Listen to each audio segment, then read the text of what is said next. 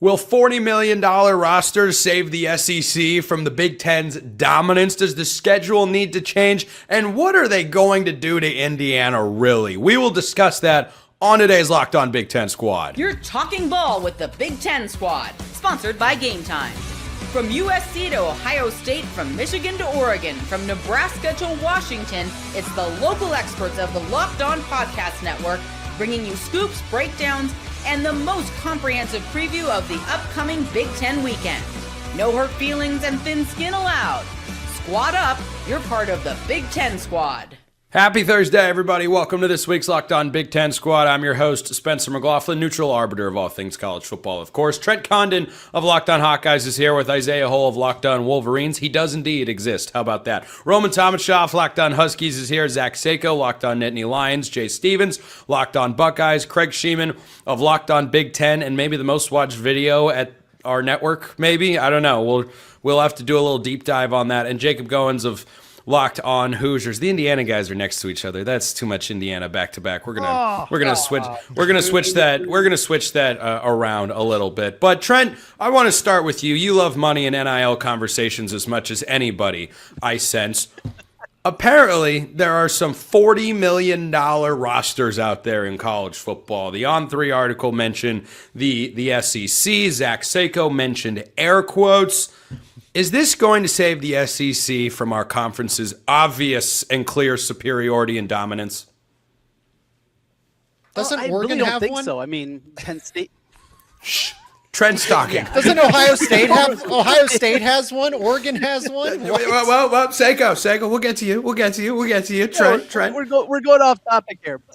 Money doesn't solve everything, as we learned last year with Penn State, which was the most expensive roster in college football. Allegedly, a year ago, what did it get them? Well, a 6-6 record and a fired coach. So it's not money alone. You have to be able to spend the money wisely. And with LSU, Lane, he's doing work in the portal and doing the thing. But do we think that guy's going to win a national championship at least right away? I still need more proof of concept out of him as a coach in games and big games before I'm going to believe that. So LSU can go out and spend $40 million, and somebody, unfortunately not my Hawkeyes, will win another national championship next year. Sako, you seem very eager to jump in. You also, I feel like we're doing the meme of the guy who's surprised to be called upon, which is perfect because you're wearing like the exact same sweatshirt. Great. Yeah, go ahead. Then I fit the role perfectly. Most expensive. It was Ohio State, Oregon. Where are we getting? Penn State had the most expensive roster from. They had the most expensive defensive coordinator, sure, but how does Penn State have the most money spent last year when they're at 29 million, give or take, for this season? So where'd that money go? Trent, I believe that was directed at you. This is news to me. I didn't know that Penn State had that kind of money. This is fantastic. I'm going off of something from last summer that I read, I don't know, 9 months ago. I don't know. It was, you know who didn't have the most expensive roster? Indiana, and we won the title anyway. Yes, they won the national championship. And the year previous, Ohio State had it, but they won. I just said Penn State sucked last year. That's all it is. You can accept that, Zach. By the way, Trent, we're not talking wrestlings, but I'd like to point out, Trent, you sold them short. Penn State went 7-6 last year. Oh, sorry. Yeah, not 6-6. I can't talk as much because Iowa beat Penn State, so I don't really have any. Wrestling different. We'll go at it in a separate conversation about wrestling. But when it comes to football, I got nothing other than Isaiah. I think we'll about that. I think we'll keep it football here. My wrestling knowledge is a little bit scarce. I don't know about yours, but is this going to be the way? Is it LSU that's going to make the great SEC title game comeback? It's just well, first I think that we need to talk about wrestling. I'm kidding. I know nothing of it because I actually, know football's king. But anyway, the thing about it is you look at what the old order used to be with the bag man. The SEC was just getting all of the 5 stars essentially. Ohio State would maybe get like a couple, but it wasn't even like what Ohio State has become, where they're getting usually like 5 or whatever. Maybe Michigan would get 1, but you always knew that like Alabama, LSU, Georgia, you always knew that they were going to get the bulk of the talent. Regardless of how much they spend now, they're going to be overspending because some of those guys that they were going to get are still going to go to other schools now because other schools can pay them.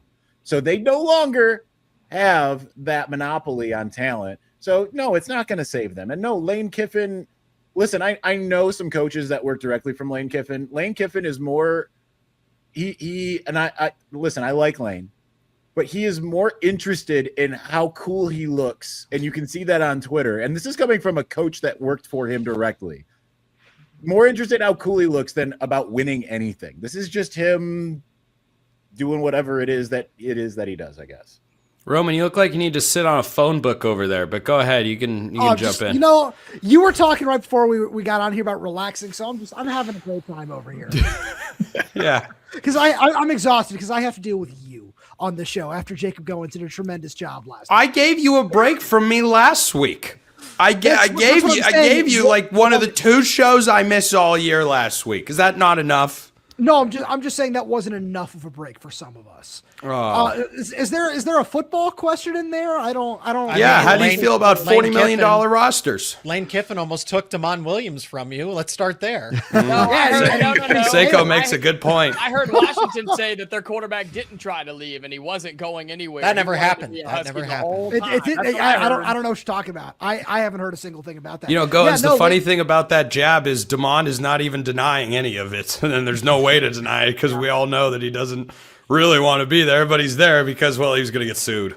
If we want to go the Damon Williams route with this whole thing, I think the best way to talk about this Big Ten superiority conversation where this started before we got into wrestling and wherever else this might have gone is the Big Ten is what Jed Fish was saying earlier today is what really helped in this conversation because of the contract and the wording after the Xavier Lucas situation and he left for Miami. So I think that one of the biggest things when it comes to money, as I think about this from the Damon Williams standpoint, is because I'm always going to think about these things from how they've related with UW in this very interesting era where I'm curious to see where things go from here because the way that Jed Fish specifically will always talk about a lot of these things is how he wants to pay and retain these guys. And he's been on record saying, if we don't have the most expensive roster, that's okay. We're going to go in, we're going to not overpay for these freshmen and then try to bring them back and, give them raises as sophomores and juniors and take an NFL approach,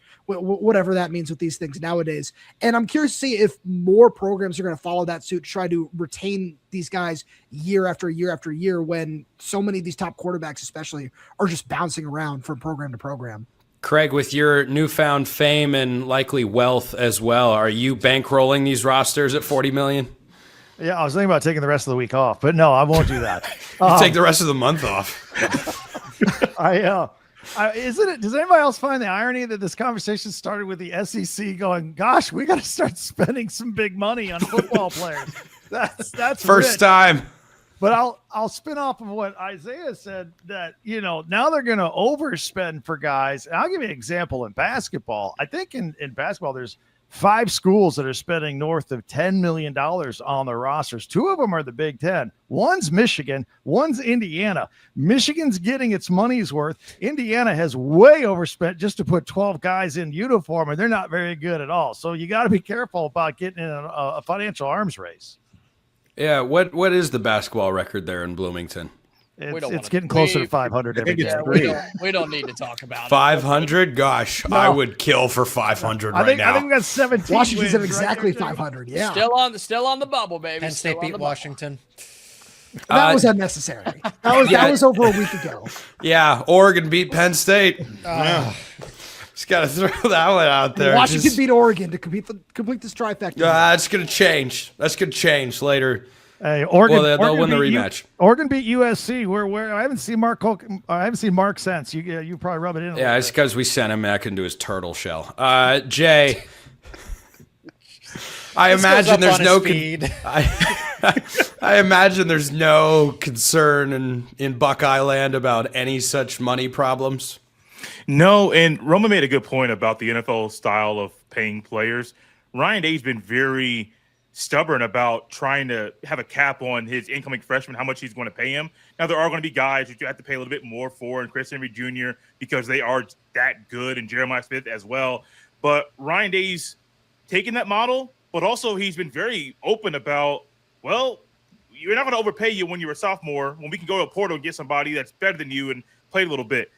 I think the portal guys are trying to demand a lot of money, and eventually that's going to stop. I don't see these portal guys being able to demand so much and having rosters be $40 million and spending $38 million. I don't see it continuing because eventually the money isn't going to be there. And while you're spending a $40 million roster now, down the road, that may not be the case because the money is going to dry up. You would think, but then again, Big Ten schools are getting like up to $90 million a year just from the media deal. So I think there's a decent amount. Goins, why don't you take us home on this conversation? I mean, Indiana proved you don't have to spend $40 million on a roster to win national championships. You can compete with good players. Doesn't have to be great. One national championship, not championships. More to come. Plural. More to come. But seriously, it still comes down to coaching and execution. Doesn't matter how much you pay the guy. You still have to have a good team and still good chemistry and execute when it matters the most. And I think we're seeing that with some big teams at the top of college football who haven't performed when it matters the most. So, yeah, pay $40 million all you want, but you still got to win the games. Yeah. When we get back, we're going to talk about something that the Big Ten needs to change, but I don't know that they will because Indiana has shown us the way. I'm Kalia Butler, host of Locked On Women's Basketball, and this is Mazda's Women's Basketball Snapshot, celebrating the work no highlight reel can ever capture. South Carolina rolled past Ole Miss 85-48 to clinch a share of the SEC regular season title and lock down the number 1 seed in the conference tournament. The Gamecocks extended their win streak over Ole Miss to 21 straight. UCLA dominated Wisconsin 80-60 to secure its first outright Big Ten regular season championship in program history. The Bruins improved to 27-1 overall and remain unbeaten in conference play. And number 12 TCU stormed back from a 13-point fourth quarter deficit to beat Iowa State 80-73. The Horned Frogs now sit alone atop the Big 12 standings and are 1 win away from clinching another regular season conference crown. These moments are earned off the clock, those long before the lights ever come on. The sweat, the fakes, the doubt, the scrapes, and coming back for more every time. Mazda puts that same drive into every detail. Wins define the moment, putting in the work, that defines you. There's more to a Mazda because there's more to you.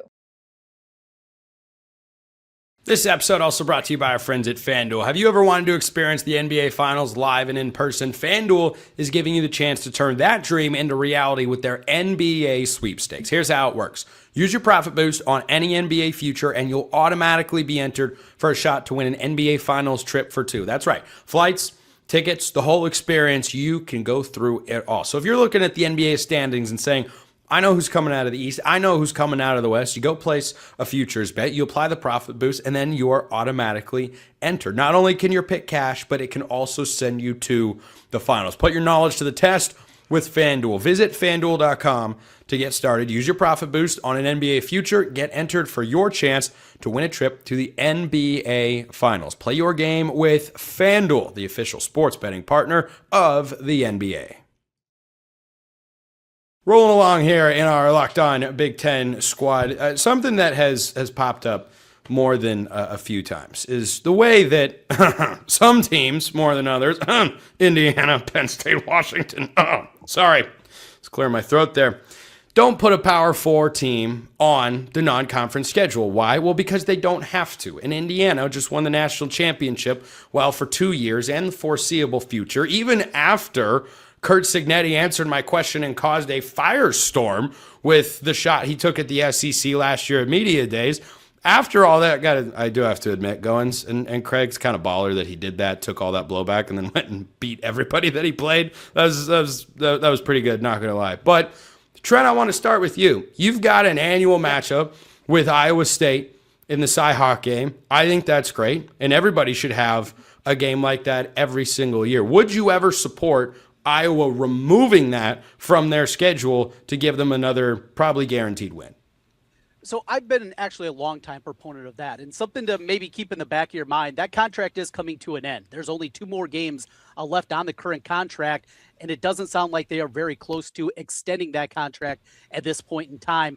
I just like the variety of it. Now, with the additions of all the West Coast schools, it does spice things up a little bit. If you're somebody who likes to travel as a fan, you get that opportunity now. You can go to LA every couple of years. I was making their way out to Seattle this season. So you do get variety if you're one of those fans. And that's something that I missed in the past, where it'd be a game against an FCS team, Iowa State, and a MAC game. And that's what you got year after year. I would like to personally see some variety, but at minimum, yes, everybody, can we please, across the board, 9 conference games, 1 Power 4 game, and we can all move on from there. And if Notre Dame can't get there because they can't get enough, sorry, you're out of the playoff. I'm with you, Trent. Isaiah, what do you think? You like this home and home with Oklahoma, or would you rather play maybe, I don't know, Eastern Michigan in Germany or something? First, I'm a little upset at Trent because he stole the wind out of my sails because I wanted to call Notre Dame cowards. I just wanted to throw that out there. You can still do so. It's okay. Yeah, we're not against that at all on the show. Yeah. That could be repeated many times. Listen, my listeners do not like the stance that I have, and that's give me as many big games as possible. I do not care about you won all your non-conference. Well, great. Yeah, you just went out and beat Eastern Tennessee State Tech. Who cares about that? It's cool, give man. me the big game. I don't care who they are. I don't care if it makes the schedule tougher. And if you can't beat those big teams, guess what? You're not going to probably generally win the national championship anyway. So give me as many big games as you possibly can, because it's a heck of a lot more fun to go down to Norman last year or host Texas 2 years ago than it is to see Michigan beat East Tennessee, Western Canada of Hawaii. I like that. I like that combo there. I think Roman is this close to advocating for Washington playing Eastern West Canada of Hawaii. Tech. See, this is I'm at the place where it would be more fun to see some of these games on the schedule, because Spencer will always take this time to call out Washington as neutral arbiter of college football as he is. When this is when I will take the time to remind people that Washington has had some of those games on their schedule, where the most recent one was supposed to be a home and home with Ohio State. You didn't have to say that at all. You could have kept it to yourself. Yeah, but see, then I have to hear it from Spencer, and good point. that's just I don't want to go down that. Too bad. No, it's really just the only person suffering here is me. But average it's Washington one of those things experience. where, yeah, exactly. Average Washington then down the road a experience, little just bit, suffering. Tennessee is on the schedule for 2029, 2030.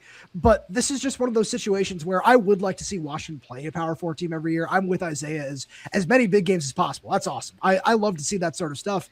And I'd like to see this rivalry with Washington State continue after the end of the 2028 season, when that one is up as well. But it's just one of those things where if you're not in a situation where you have to do it, I'm not going to fault anyone at the same point for not doing so. Yeah, the logic is very clear. I'd like to point out, Roman, for all the Husky fans listening or watching that hate my guts, they might hate them anyway, whether I say this or not, but who knows? I'll take a shot in the dark. I dunk on Seiko and Goins teams all the time for this very same thing, because Indiana was just the greatest story in college football history, perhaps, and no one's going to watch them until, mid-October? Craig, is that the first time they play a meaningful game? Well, yeah, after the nice, easy 3-0 start against Old Dominion, Kennesaw State, and Indiana State, I will point out. Hey, Kennesaw State, reigning Conference USA champs. Go Owls. Quality win. If that were basketball, that'd be a quad one win right there. It would be quad 2 at best. Let's not forget that 6 of Indiana's final 12 games were against ranked teams. I mean, Alabama, Ohio State, Oregon twice, Miami, Iowa was ranked. So, look, they played a gauntlet in the second half, and they still beat everybody because they were that good. But, yeah, as a football fan, I wouldn't mind squeaking in a big game early in September to get you fired up to get the season started. Yeah, Jay, notice how I'm never dunking on your team, because you guys have got it figured out. Texas last year at home, Texas this year on the road. Why can't everybody be that way, Jay? I don't know, and they should be. I'm all for having one power conference, non-conference game every single year. And honestly, I would go a step further. I'm a big fan of the FBS being two different divisions. Have your group of 5 at one level, and then your power conference at one level, and then they don't play each other at all. They shouldn't play each other. I mean, there's no reason why Even Indiana playing Indiana State, it's an FCS school. They shouldn't play them. There's no reason why that should be on the schedule. I understand the check that the school is going to get that's going to help the athletic department. I don't care about that. It's a waste of time. You should only play teams at your level. I say it all the time. You don't go to a professional level and see NBA teams playing G League teams. That'd be dumb. It'd be stupid. But in college football, we're comfortable playing teams at different levels because, it's what we've always done. We can change things. We've changed things with money, change stuff with the portal. You can also change with the schedule and change things with the format of the FBS and just play everybody at your level. CBS would love it. Fox would love it. You would get better games on your networks every single weekend. That's true. I think one thing you missed in there, Jay, is there is actually a different level that gets played. I mean, teams are playing the Kings in the NBA right now. I was going to say that. So, yeah, well, I'm hosting the show and you're not, so too bad. But here's another perpetrator of this atrocity. Zach Seiko's Nittany Lions. How you doing? Yikes. Maybe if you'd have tuned up against a real team last year, you would have beaten Oregon in double overtime. Maybe not. Maybe. Indiana didn't have that problem, so I will attach my defense. But they played Big Ten teams before they played Oregon. They beat Oregon twice, so I'm going to attach to. Yes, thank you for the reminder. I'll use Jacob as defense right now. I'm in favor of everyone. So everyone wants more big games on the schedule. Then may I introduce you to the future 2014 playoff, ladies and gentlemen? Oh gosh! See, it's like the meme, right? So yeah, when I say 2014 playoff, everyone is absolutely not. No way. But I'm in favor of 10 Big Ten games, 10 Big Ten conference games. Why go around and try to, because that's what the playoffs for, right? To eventually meet those teams across the country and everything. I'm more for focusing on the Big Ten and creating some more rivalries, because there shouldn't be teams that Penn State is not playing this season. Somehow there's 9 Big Ten games and they're not playing Oregon, Ohio State, Indiana, and it makes no sense to me. So I'm in favor of one more conference game. Yeah, Seiko literally just said that Penn State is a paper tiger this year. Call them the Patriots of the Big Ten this year. That's what they are. Oh, sorry, Roman. Did I say that out loud? My bad. My bad. All right, Goins. Anyway, do you have an idea of who you would like Indiana to play in the non-conference? Because I think Indiana-Georgia would be great.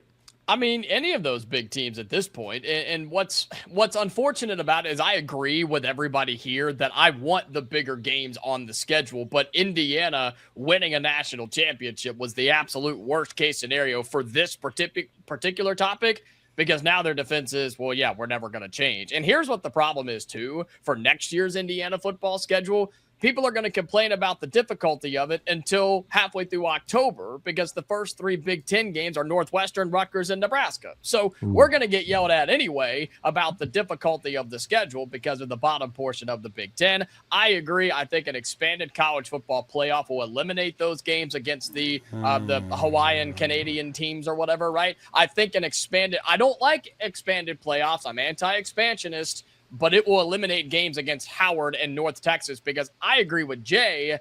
It should not be Indiana, Ohio State, Michigan's job to fund the smaller schools, because that's just how we've always done it. I understand there's a formula there, but just because it's always been that way doesn't mean that's how we should continue doing things. I just think everybody should have one. Just one. You don't have to expand the playoff. 24. Ugh. I hate that even got mentioned. Why not 48? On this show. Craig and Jacob, should we just take away Indiana's national championship? The answer is obviously yes. Okay, stop talking. I'm going to ad read now.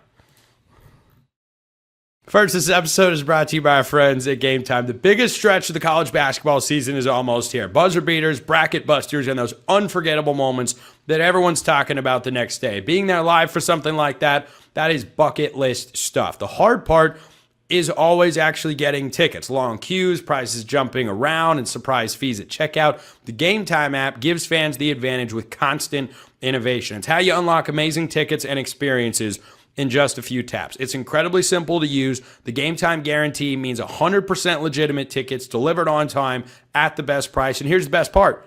Fees are included in the price you see. What you see is what you pay.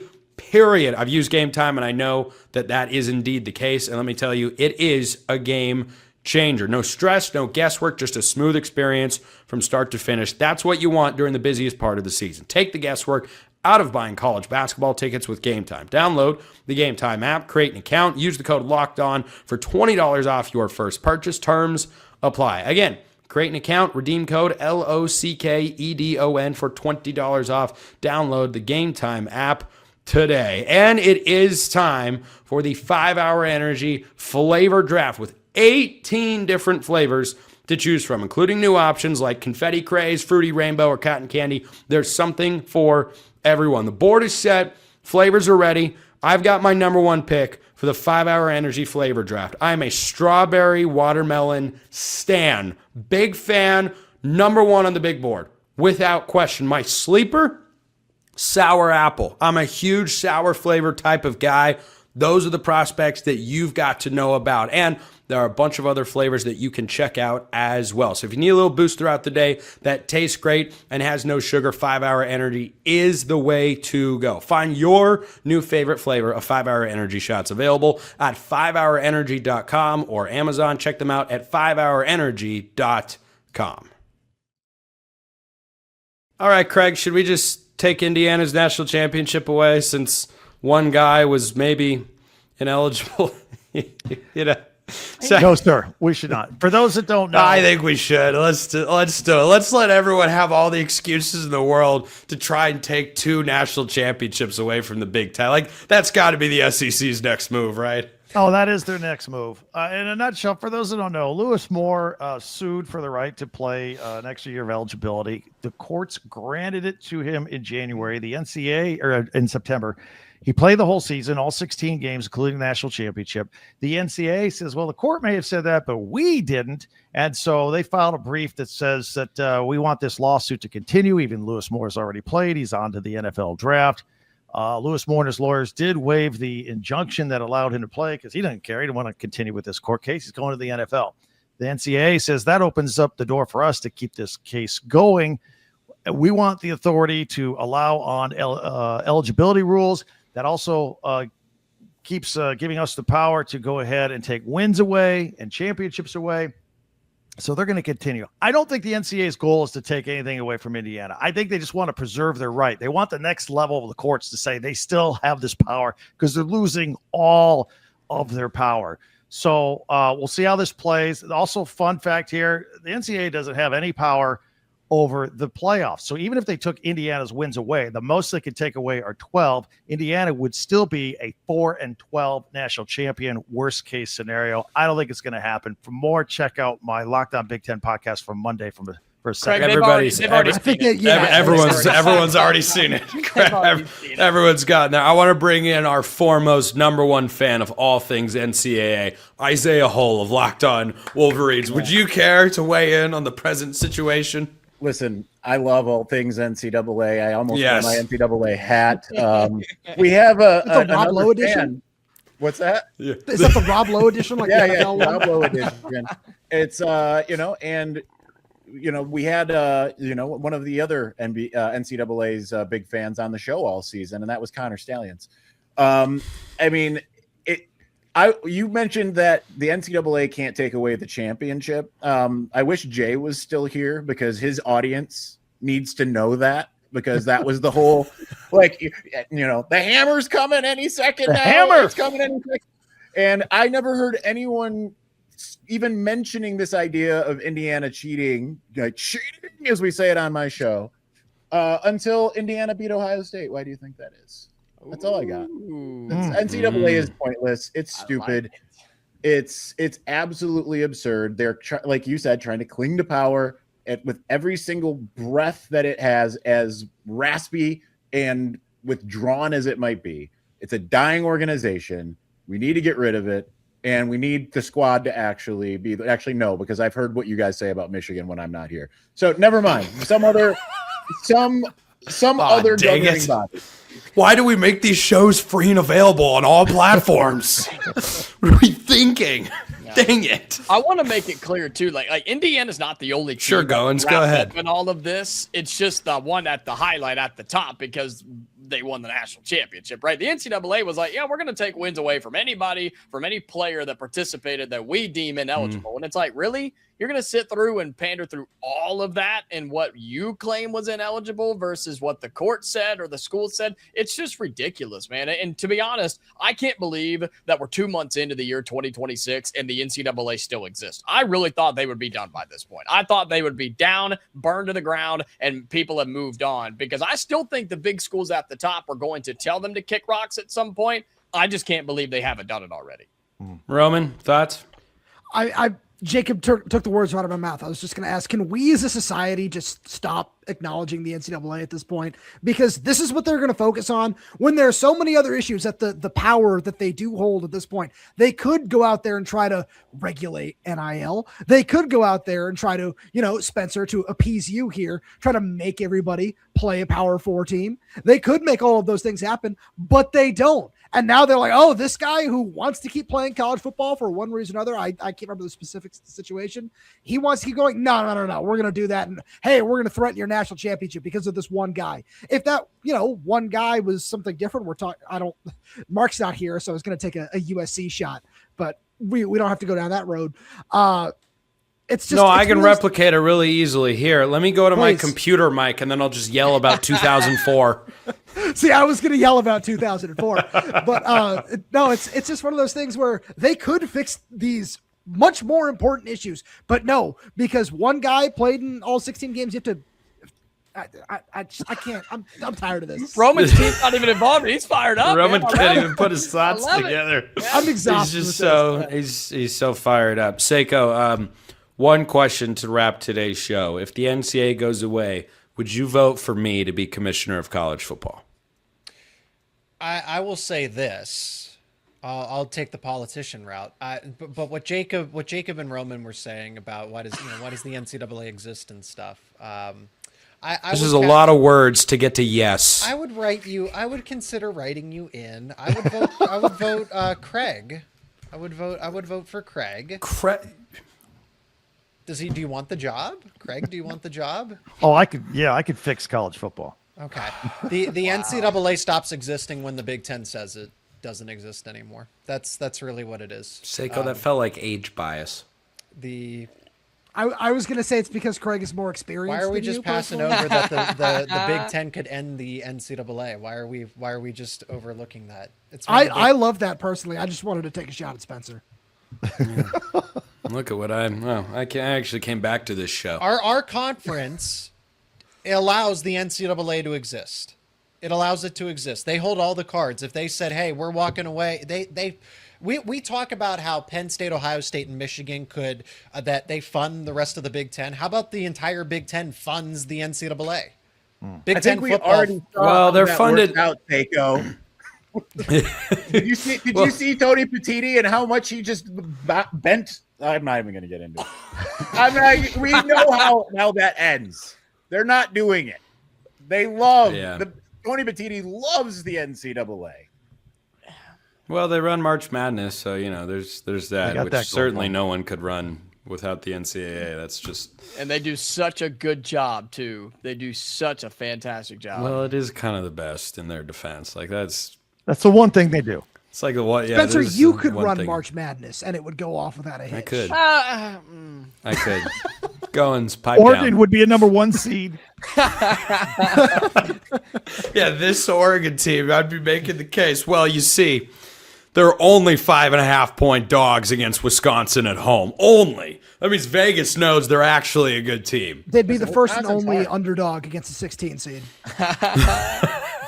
Waylon would go off. Anyway, Isaiah Hall, Locked On Wolverines, Roman Tomashoff, Locked On Huskies, Craig Sheeman, Locked On Big Ten, Zach Seiko, Locked On Nittany Lions, and we had Trent Condon of Locked On Hawkeyes. That's not who Jacob Goins is. I don't know where the hell my mind was going with that one. We had Jay Stevens of Locked On Buckeyes as well. I'm Spencer McLaughlin from Locked On All Over the Place. Appreciate everyone listening. We'll see you next time, and until then, hope you have a wonderful rest of your day.